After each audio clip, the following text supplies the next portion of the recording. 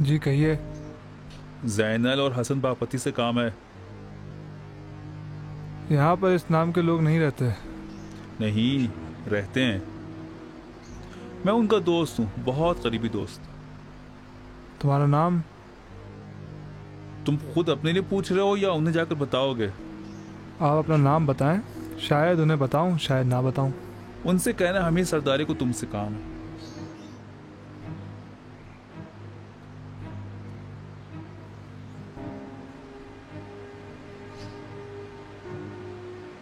गाड़ी है? हाँ, कौन सी? वही ब्राउन वाली। जाओ गाड़ी में जाकर आधे घंटे बैठो। अगर सच में उनके दोस्त हुए तो कोई तुम्हारे पीछे आ जाएगा।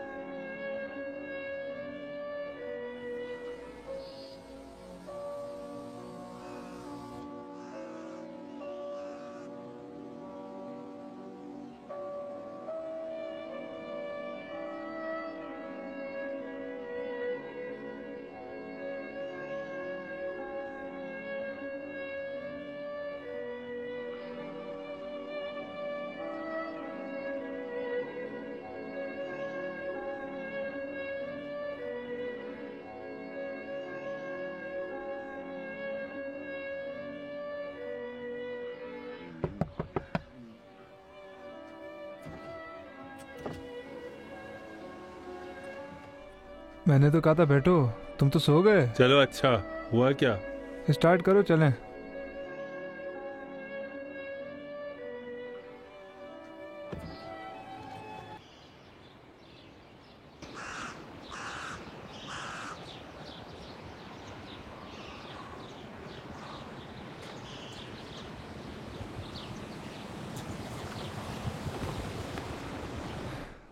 मैं गाड़ी में बैठा रहूँगा, इस बात का ख्याल रखूँगा कि कोई हमारे पीछे ना आया हो। तुम इसी गली में आखिर तक जाओ। दाहिनी तरफ एक गली होगी, पहली नहीं, दूसरी नहीं, बाईं तरफ एक दरवाज़ा होगा। पहले ही दस्तक देना, जो आएगा दरवाज़ा खोलने उससे कहना मंसूर की तरफ से आया हूँ और मंसूर गली के नुक्कड़ पर खड़ा है, तो वो दरवाज़ा खोल देगा। मैं ख्याल रखूँगा कि बच्चे गाड़ी को नुकसान ना पहुँचाएं और वापसी में तुमसे इस पहरेदारी का इनाम भी लूँगा। कुछ छूना नहीं, समझे?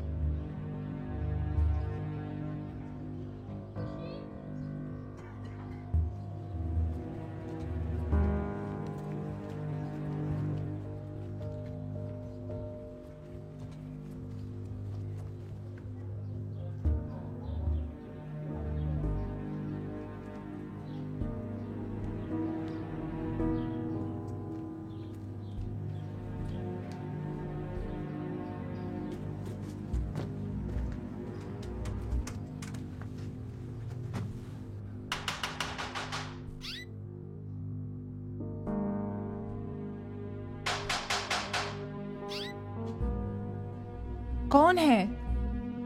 दरवाजा खोलो।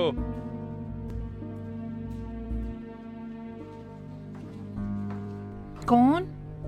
मंसूर के साथ आया हूँ। मंसूर गली के नुक्कड़ पर है। अंदर आओ।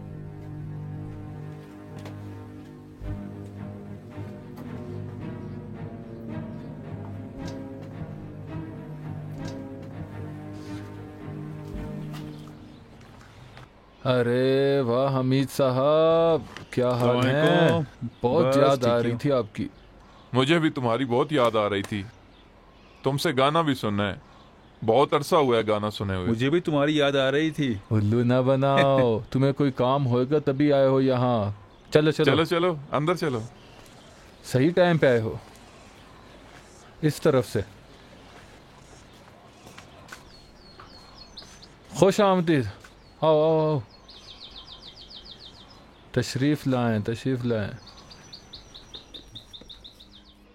वाह वाह, कैसे नप्पे तुले कपड़े हैं। लगता है कहीं और हो, क्या इरादा है? नहीं, अभी ये सब सीखा नहीं है। सीख जाओगे, अब भी देर नहीं हुई है। 90 साल तक वक्त है भाईजान। शीरी, कुछ साफ गिलास लाओ। शुक्रिया, अभी ख्वाहिश नहीं है। अरे पी लो, चाय ही तो है। डरो नहीं, वॉशरूम ये साथ ही है। दरवाज़ा बंद कर दो। अच्छा हमीद भाई, मामला क्या है? तुम लोगों से मिलना एक मामला ही है। हाँ वो तो है, लेकिन तुम यूं ही किसी से मिलने नहीं जाते। असल बात बताओ। तुम लोगों के लिए एक काम है। माशाल्लाह, क्या है अब? कीमती सामान से भरा एक घर, सुनसान इलाके में, कोई देखभाल करने वाला भी नहीं। कुछ बुढ़िया बुढ़े रहते हैं 2 लड़कियों के साथ। सामान से भरा हुआ घर। मतलब खुद तुमने देखा है, बहुत से घर बाहर से सामान से भरे लगते हैं, अंदर जाओ तो खाली होते हैं। अंदर भी गया हूँ और सब कुछ देखा भी है। अच्छा ठीक है, बस कैसे होगा? क्या कैसे होगा? तुम्हारा हिस्सा हमारा हिस्सा, देखो पहले ही सब तय कर लें, सारी बातें कर लें ताकि बाद में झगड़ा ना हो। मुझे हिस्सा नहीं चाहिए, सब कुछ तुम लोगों का। बस करो मेरी जान, इसमें कोई बात जरूर है। कोई बात नहीं है। मतलब फी सबीलिल्लाह है? नहीं, फी सबीलिल्लाह नहीं है। असल में उस काम में मेरा हिस्सा कुछ और है।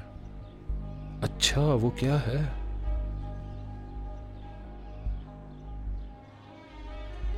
घर में एक बुढ़िया है जिसकी सांसें मेरी मालकिन के लिए बहुत भारी है। उससे बहुत ज्यादा परेशान भी हैं वो। हमें उसकी सांसें खत्म करनी है बस।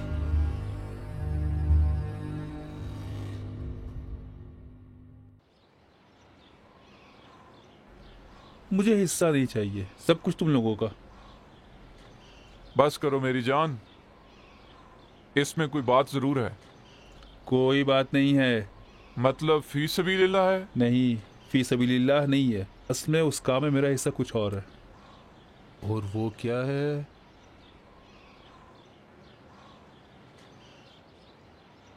घर में एक बुढ़िया है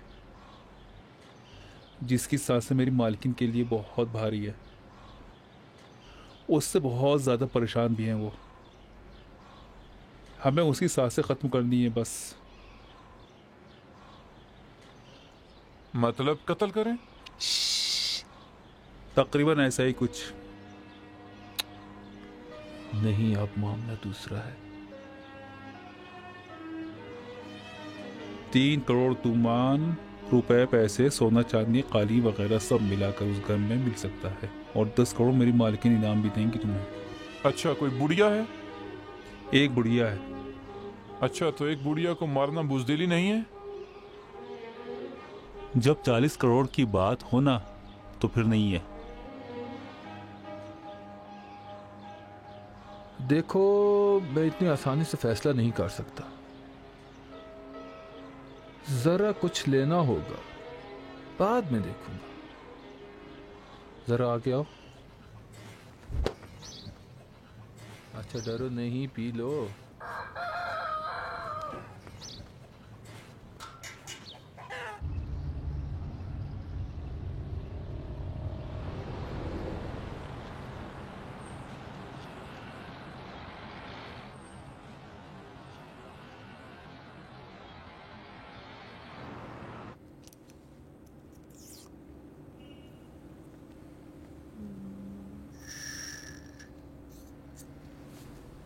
आसिन ऊपर चढ़ाओ।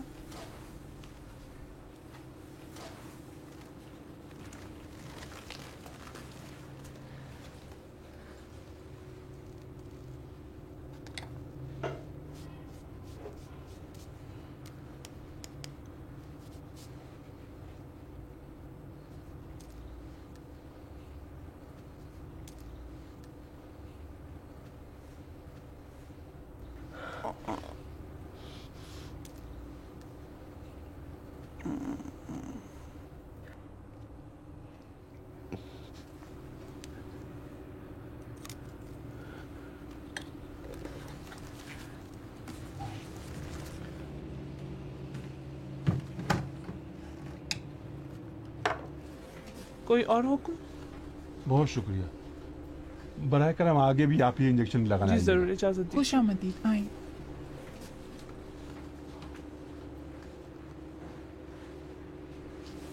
अम्मी, आपके कमर में दर्द हो जाएगा, उठ जाइए ना। नहीं नहीं। अम्मी। हाँ मेरी जान, क्या हुआ? सदके जाऊं।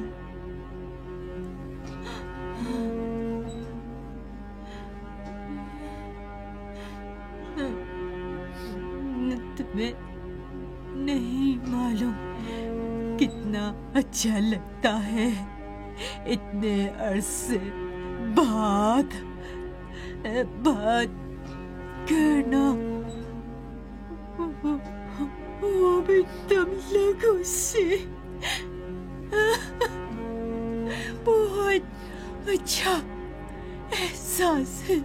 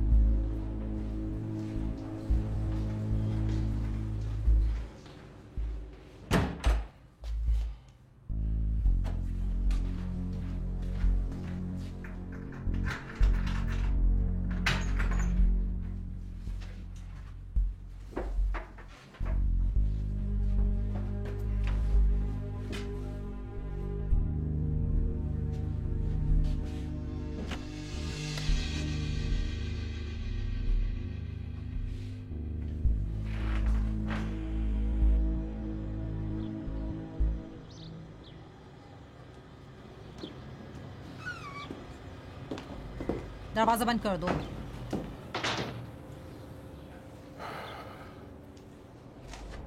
बताओ क्या हुआ?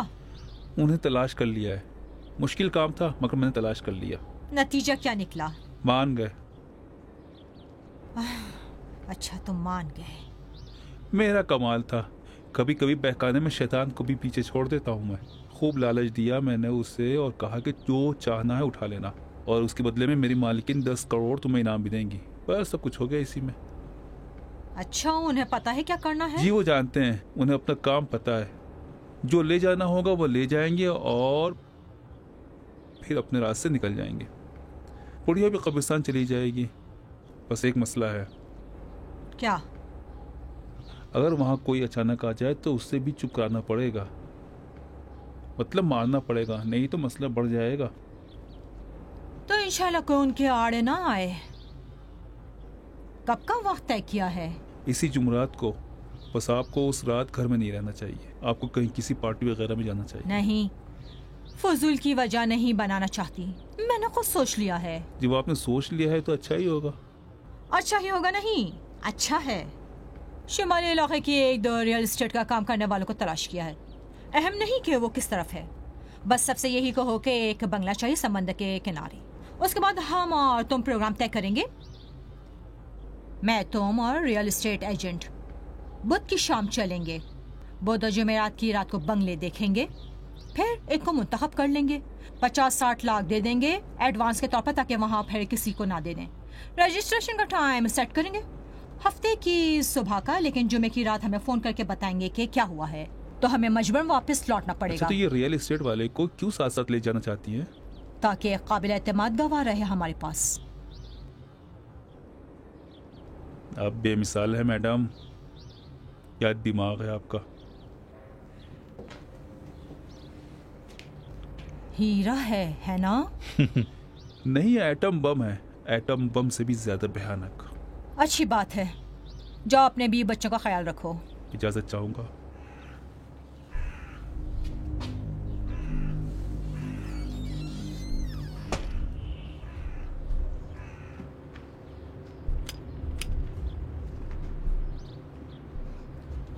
डैडी, ये क्या है?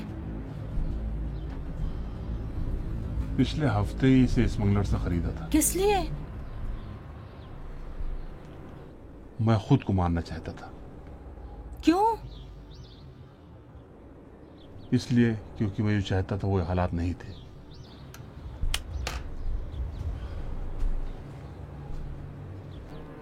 कभी मेरी ख्वाहिश थी कि एक दिन इस घर में सोने को मिल जाए, चाहे ग्रीन हाउस में या फिर स्टोर रूम में।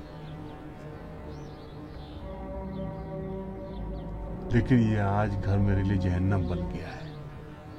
हर रात भयानक ख्वाब देखता हूं। हर रात साबिर मेरे ख्वाब में आता है, और अब तो गुलामी को भी ख्वाब में देखने लगा हूं।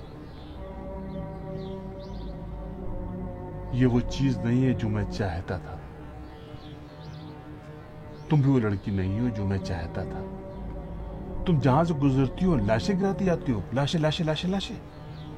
मैं हशमत फिरदौस के घर में हूं, लेकिन हशमत फिरदौस नहीं हूं। उसकी दुकान में हूं, लेकिन वो नहीं हूं।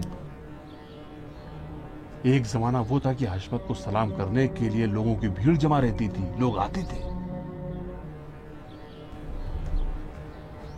लेकिन आज मुझे देखकर लोग फरार करते हैं, मुझे देखकर अपना चेहरा घुमा लेते हैं। फलों के ताजिर, ट्रक वाले बगल की दुकान से सामान खरीद लेते हैं, लेकिन मेरे पास नहीं आते। यहां तक कि बाजार के मजदूर भी मुझे सलाम नहीं करते। मैंने जैसा चाहा था वैसा नहीं हुआ। बस अजाब अजाब अजाब अजाब। ये मेरी हालत है, ये मेरी बहन है, और भांजियों की हालत, और फिर तुम्हारी हालत। ये सब कुछ मेरे लिए भयानक ख्वाब है। लेकिन किसी और की गलती नहीं है जो मैं उसे जाकर कहूं।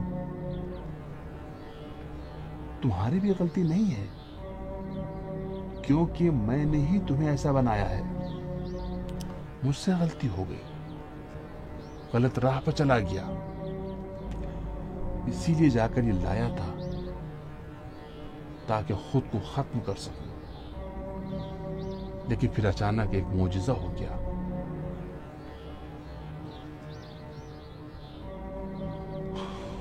और अनीस बोलने लगी।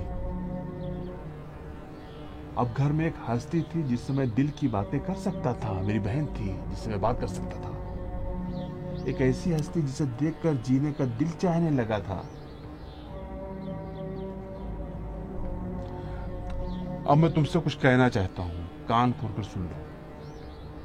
अगर अनीस को कुछ हो गया, कोई हादसा हो गया, या किसी भी तरह के उसे कोई नुकसान पहुंचा, कुछ भी इधर से उधर से हो गया, आसमान से कुछ हो गया, तुम्हारी वजह से या किसी भी वजह से, कुछ भी जमीनी या आसमानी आफत उस पर आ गई, मेरे लिए कोई फर्क नहीं है। अपनी मां की कसम, तुम्हारी मां की कसम, तुम्हारे सामने बैठकर इसे अपने सर पर लगाऊंगा और गोली चला लूंगा, ताकि तुम्हारी आंखों के सामने मेरा भेजा दीवार में उड़ जाए। और तुम्हें बताना चाहता हूं कि अनीस मेरी रेड लाइन है। समझ गई ना?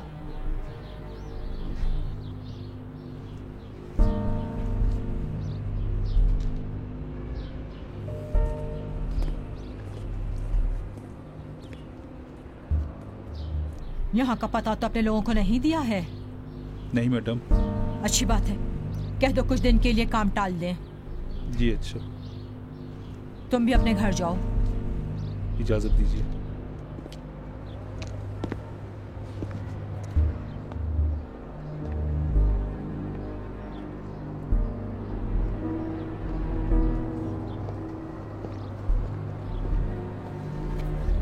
आपकी रेड लाइन से मुझे कोई बैर नहीं, इत्मीनान रखें। ये पिस्तौल भी आज ही जाकर फेंक आए उस घर में। ऐसे ही काफी मसाइल हैं। अब मैं गैर कानूनी हथियार स्मगलिंग के मामले में नहीं फंसना चाहती।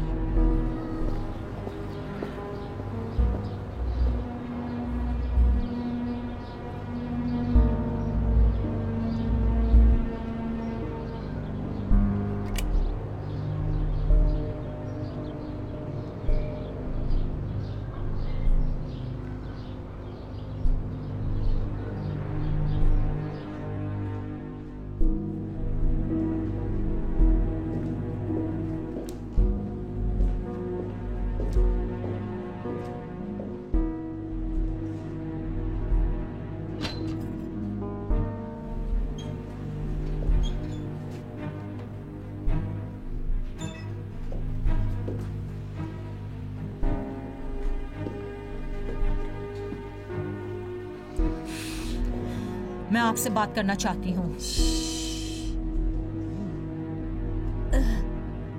अभी मेरी बेटी सोई है। अच्छी बात है, तो फिर कहीं और चलकर बात करते हैं।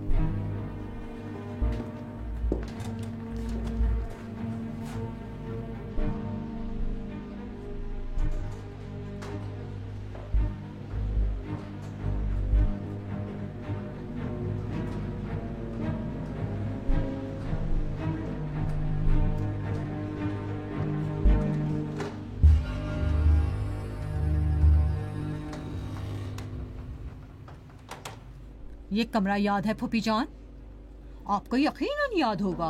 याद कैसे ना होगा?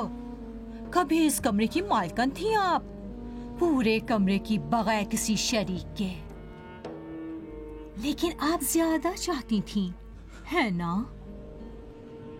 पूरे घर की मालकन बनना चाहती थी, अकेली मालिक, और इसी तरह हशमत फिरदौस की दौलत भी। डैडी ने बताया है कि आपने क्या किया है, सब कुछ बताया है।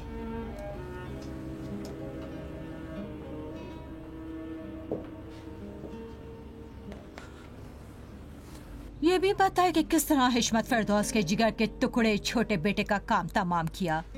हाँ बताया। ये भी बताया कि आपका दिमाग बहुत शातिर है और आप बहुत ही बेरहम थी। बस है, अब कुछ न कहो। क्यों फूफी जान? आपने कोई गलत काम तो नहीं किया? मेरी नजर में तो ये बका का तनाज़ा है। लेकिन बस एक मसला था, वक्त ने आपका साथ नहीं दिया, लेकिन मेरा दिया। पता है क्यों? नहीं जानती। इसलिए कि बगैर किसी मेहनत के इस कमरे तक पहुंच गई थी और हशमत फिरदौस की बहू बन गई थी। एक मुबारक हो, और 2-4 रस्म और रसूमात के बाद इस घर की मालिक बन गई। फूलों से सजी कार आपको तालियां बजा के कमरे तक ले आया गया। लेकिन मुझे नहीं फूफी, मैं ऐसी नहीं पहुंची।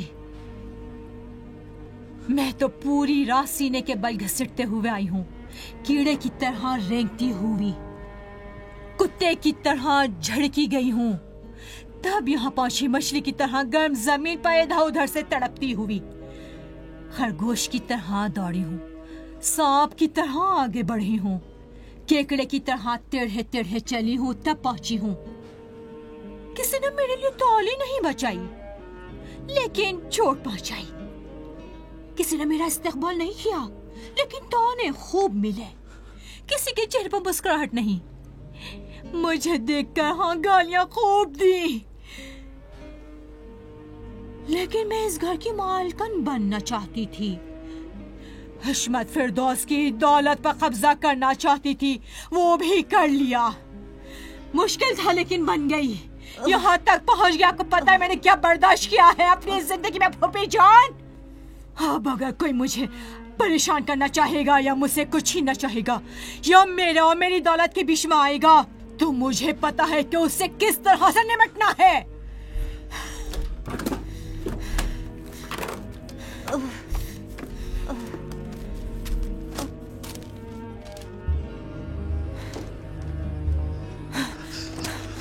हाँ, पहचानती है इसे पहचानती है?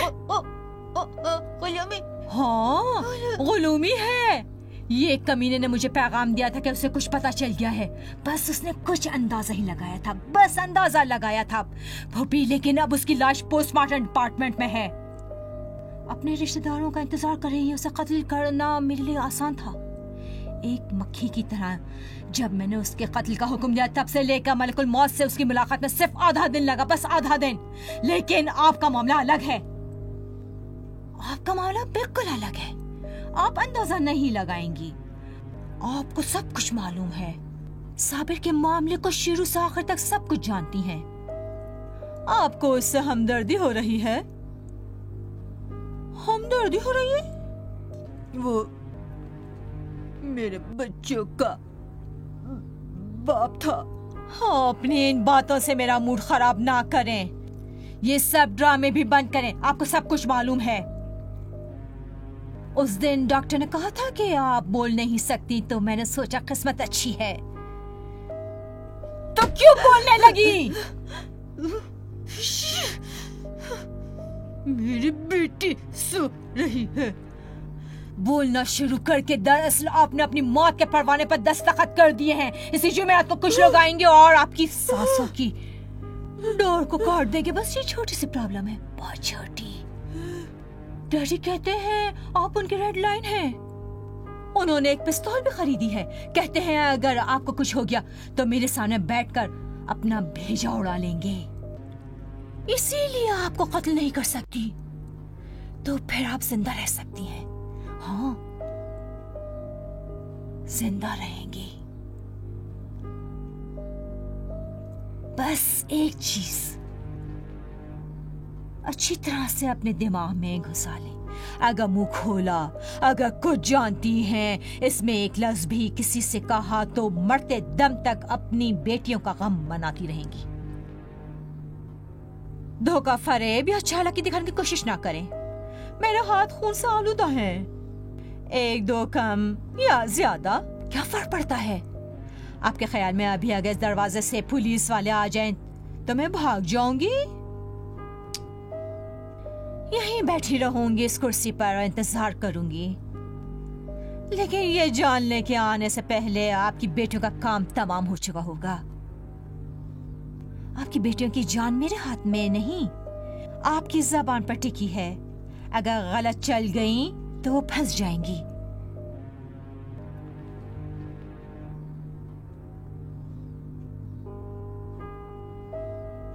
कुछ जवाब नहीं देंगी? मुझे मेरे कमरे में ले चलो। ठीक है, जरूर। मेरी बेटी को मेरे पास ले आओ। उसकी भी तामील होगी। मेरे ख्याल में डील पक्की हो गई है। और क्यों नहीं, हिशमत फिरदौस ने ये सब कुछ बनाया हुआ है। लोग सब मिलकर इससे फायदा उठाएंगे।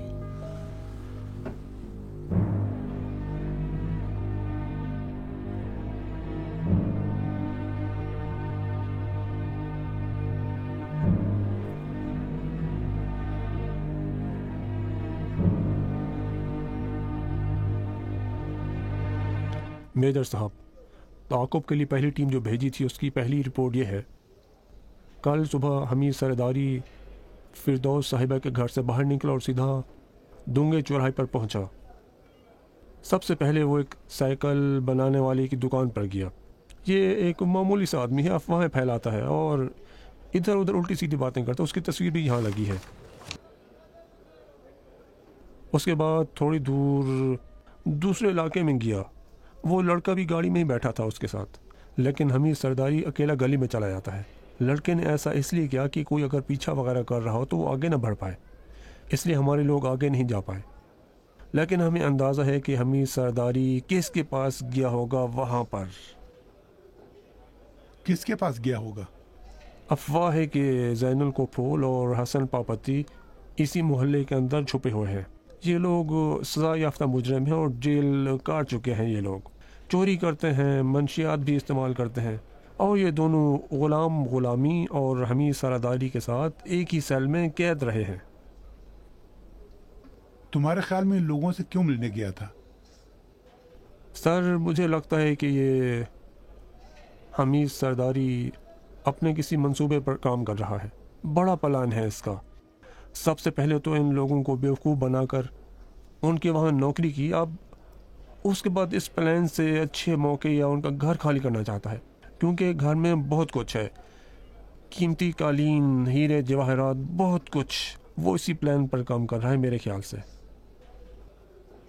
मैं हर केस में आमतौर पर सबसे सीधे सीधे ख्याल की हिमायत करता हूँ, लेकिन इस मामले में तस्लीम नहीं कर सकता। यह बहुत ज्यादा सादा है और फिर बहुत से सवालों का जवाब भी नहीं मिलता, जैसे साबिर फिरदौस का कत्ल। जी शायद। मेरे ख्याल से इस घर की 24 घंटे निगरानी होनी चाहिए। जी हाँ। कौन से जोन में आता है? मेरे ख्याल से उसी पुलिस स्टेशन के दायरे में आता है जहाँ के हेड सर अब्बास तौफीकी हैं। अच्छी बात है, तो जाओ उनके पास, उनसे कहो कि मेरे ख्याल से इस घर में चोरी हो सकती है। कह देना हम खुद ख्याल रख रहे हैं, लेकिन आपको इत्तला देना जरूरी है। ठीक है। और हाँ, तुम खुद भी पूरी तरह तैयारी कर लो। सब कुछ तुम्हारे हाथ में होना चाहिए। जो हुक्म। सारी इजाजत दे।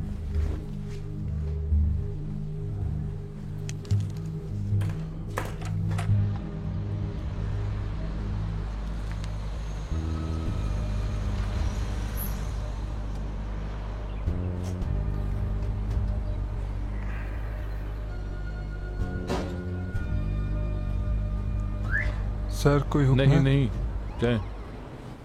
अस्सलाम वालेकुम सर। अस्सलाम वालेकुम कैसे हैं मेजर आप? साहब, कैसे हैं? यहाँ बहुत कैसे शुक्रिया आना आपका। हुआ? सब आप ठीक तो कैसे है हैं? ना? क्या खिदमत कर सकते हैं आपकी? कोई मदद चाहिए तो बताएं। आपको शुक्रिया। और क्या हाल है? अच्छा, वो हमारे दोस्त का कुछ बहुत बताओ। शुक्रिया जनाब आपका, उन्होंने सलाम भेजा है आपको। अच्छे अफसर है ना? जी हाँ, बहुत अच्छे हैं जनाब। मेरा सलाम देना, वो हमेशा अच्छे अफसर थे। जी हाँ। अच्छा, मामला क्या है? सर, हमें पता चला है कि आपके मोहल्ले के एक घर में अगले आने वाले चंद दिनों में चोरी होने का ख़तरा है। हमारे आदमी 24 घंटे उस घर पर नज़र रखे हुए हैं, लेकिन सर ने कहा है कि आपको भी इतला दे दी जाए। उनकी मेहरबानी है।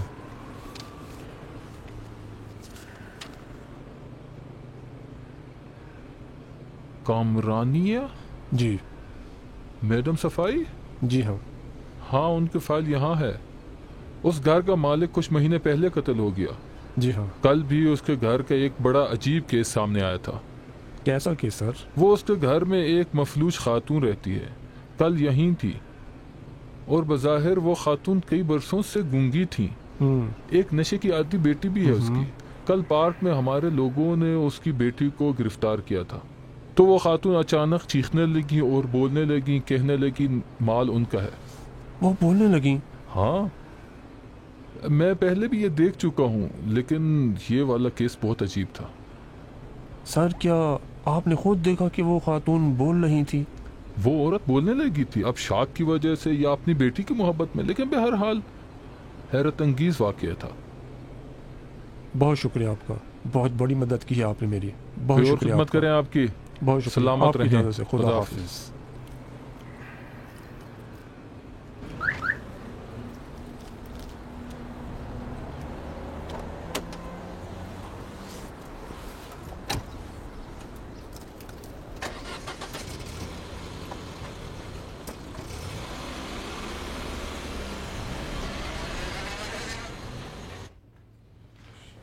यहाँ पर आओ, यहाँ पर आओ बेटा। यहाँ बेड पर रख दो, बेड पर रख दो। हाँ यहाँ पर रखो। राना तुम मेरा हाथ पकड़ लो। परेशान आहिस्ता। अपनी अम्मी की बेड पे बैठ जाओ, मैं अभी इसको सही करता हूँ।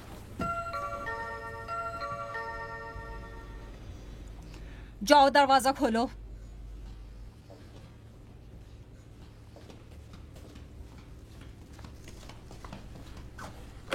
कौन? मैडम, ये वही अफसर है जो पहले भी आया था। कह दो मैडम नहीं है, कहो मेहमान है। माफ कीजिएगा सर, मैडम घर पर नहीं है। डैडी, क्या हुआ?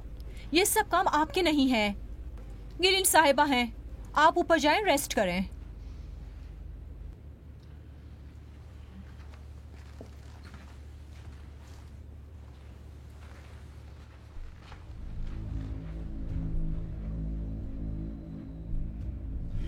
मैडम, क्या हुआ? कह दिया। आपसे काम नहीं है। अच्छा तो किससे काम है? अनीस मैडम से काम है। कहने लगा वो मैडम जो व्हील चेयर पर हैं उनसे काम है।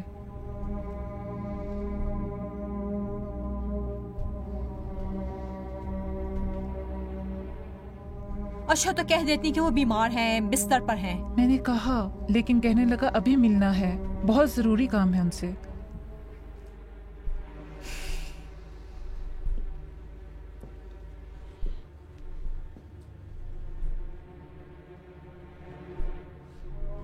अच्छी बात है, जाओ उन्हें अंदर बुला लाओ, वहीं बाहर बैठे। गेलीन, तुमसे जो भी पूछे एक लफ्ज ना बताना। जी।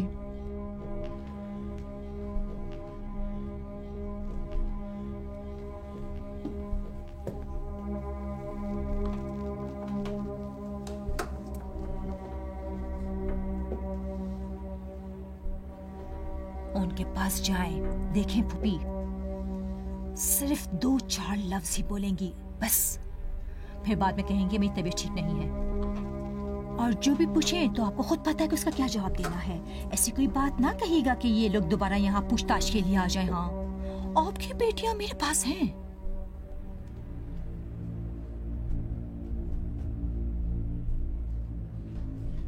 मैडम, दरवाजा खोल दिया है, वो लोग सहन में हैं। अच्छी बात है, मैडम को ऑफिसर साहब के पास ले जाओ और खुद भी वहीं रहना। और जब काम खत्म हो जाए तो अनीस साहिबा को यहीं वापस लौटा ले आना। और हाँ, उनकी बातें याद रखना। हो सकता है मैं तुमसे पूछूंगी क्या बातें हुई। जी मैडम।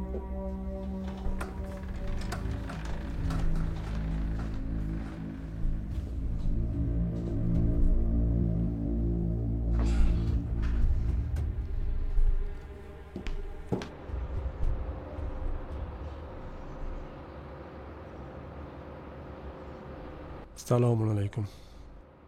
कैसे हैं आप? ठीक है, तशरीफ रखें आप। अस्सलाम वालेकुम। कैसी हैं आप? ठीक है। शुक्रिया।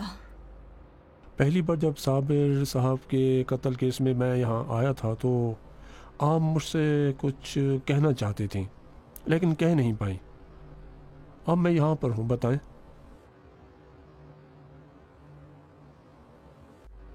पिछली बार मैं घर में मौत की वजह से सुखवार थी।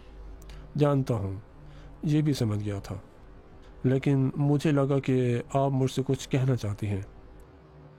कहिए, मैं सुन रहा हूँ।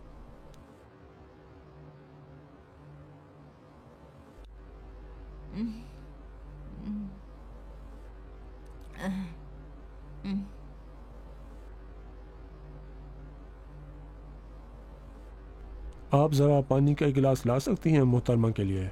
मैडम ने तो पानी नहीं मांगा। जी हाँ, मेरे लिए लेके आए।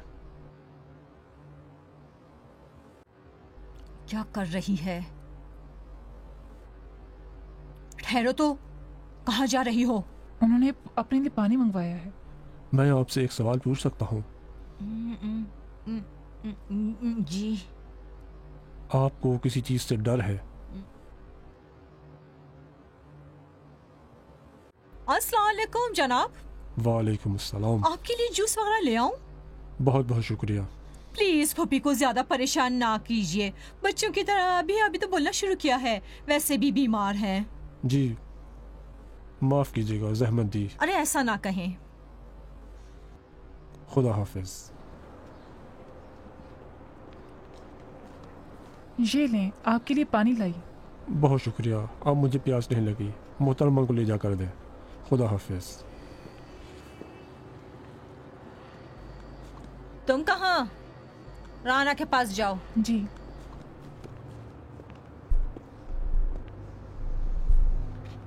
वाह क्या अक्लमंद और अच्छी फूफी हैं। देख रहे हैं, जब पूरा कुंबा साथ होता है तो कोई कुछ बिगाड़ नहीं पाता। ठीक है फूफी जान।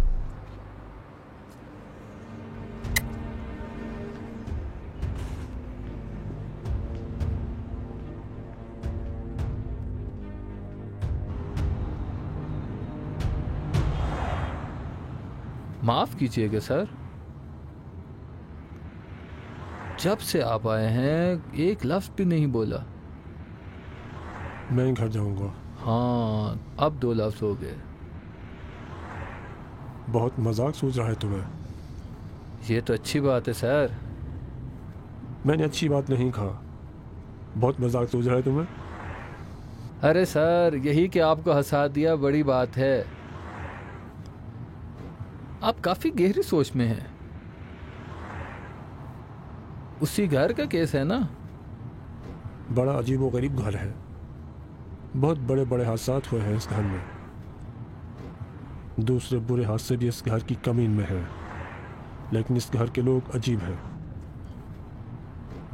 वो औरत किसी चीज से डरती है, लेकिन किस चीज से?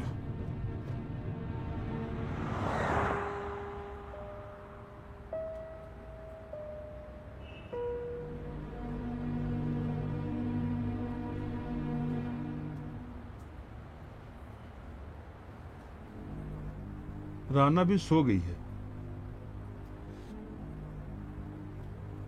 इसे पैरों पर डाल लो, सर्दी न लग जाए। चाय लेकर आऊं तुम्हारे लिए? चाय ले आऊं? एक मिनट रुको। क्या हुआ? बैठो। अच्छा।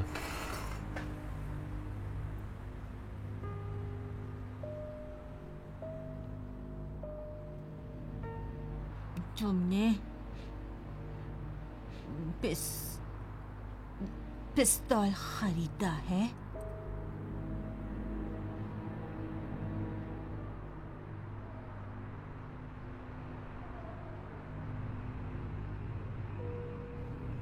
हाँ।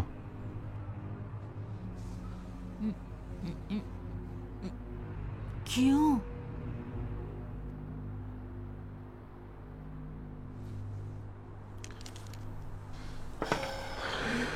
थक चुका हूं। इस जिंदगी से थक चुका हूं।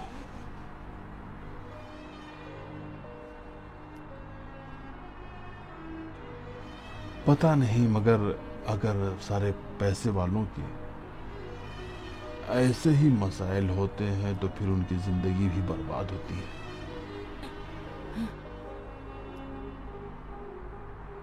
सारे पैसे वाले दूसरों का माल नहीं हड़पते और न ही कत्ल करते हैं। अब तो हो गया, होना नहीं चाहिए था।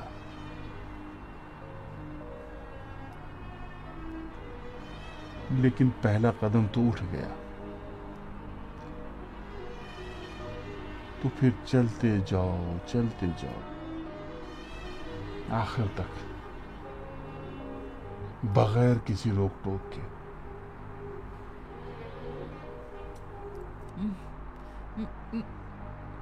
बेटी को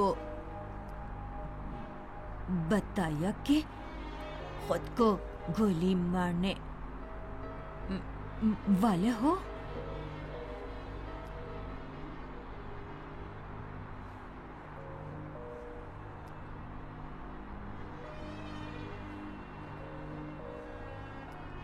हाँ, बता दिया है कि अगर तुम्हें कोई नुकसान पहुंचा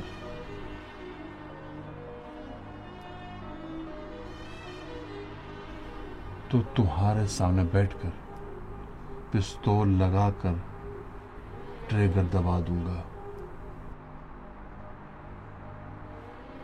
और उसे मेरा बिखरा हुआ भेजा देखना होगा।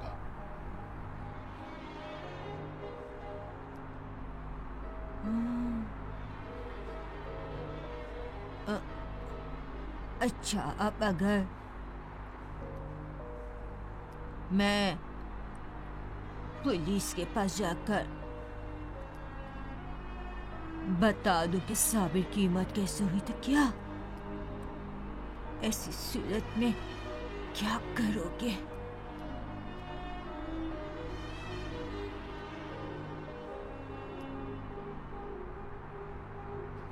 उस वक्त तो तुम्हारे सामने भी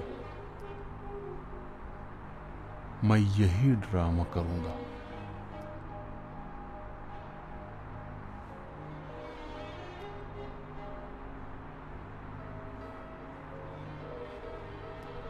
मैं तुम दोनों में से किसी को खोना नहीं चाहता।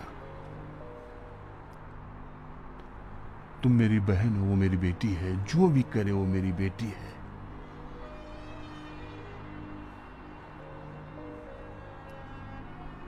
मैं तुम दोनों के झगड़े में अपनी जान को दांव पर लगा दूंगा।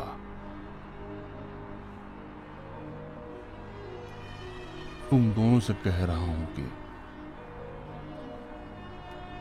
अगर तुम में से कोई भी दूसरे को नुकसान पहुंचाएगा तो उससे ये ड्रामा देखना होगा।